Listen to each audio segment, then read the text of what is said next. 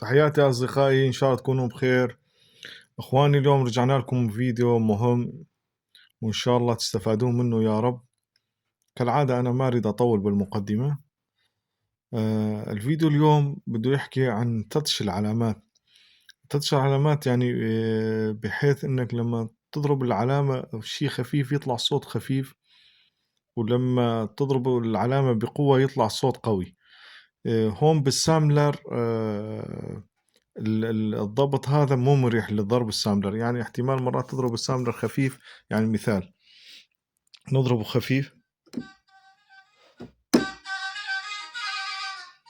متابعيني على الصفحة بعثوا لي قالوا أستاذ شلون نتخلص من إنه لازم يعطي مستوى واحد بالصوت. اليوم بدي أشرح لكم إخواني شلون تخلون التاتش تبع العلامات يعطي ضربة واحدة. تمام إخواني، بدنا نفوت أول شي نختار مثلا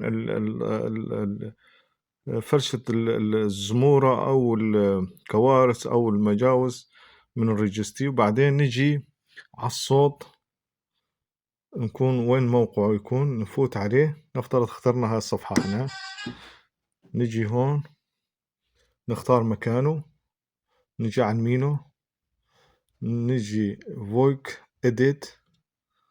تمام، هون يصير الضبط. شباب هون ترفعون هذا للأخير.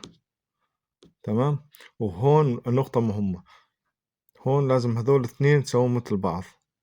يعني نرفع هذا نخليه مثلا للأخير، نرفع هذا نخليه للأخير. ننتبه هلا شو يصير معنا.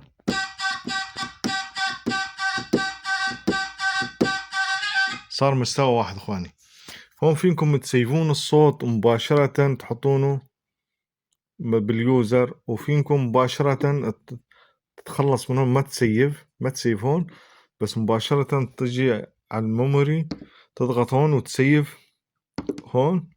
بعد ما سيفت هون تجي على الريجستري تسيف الصفحة اللي ضبطها من جديد. تسيف مرة ثانية، تريد تحط الاسم من جديد او تحط الاسم تعطي اوكي. انت سيفت هيك الحركة، صار عندك التاتش ثابت. تمام اخواني، وان شاء الله تستفادون من هالفيديو، ونريد دعمكم وتظلون على خير ان شاء الله.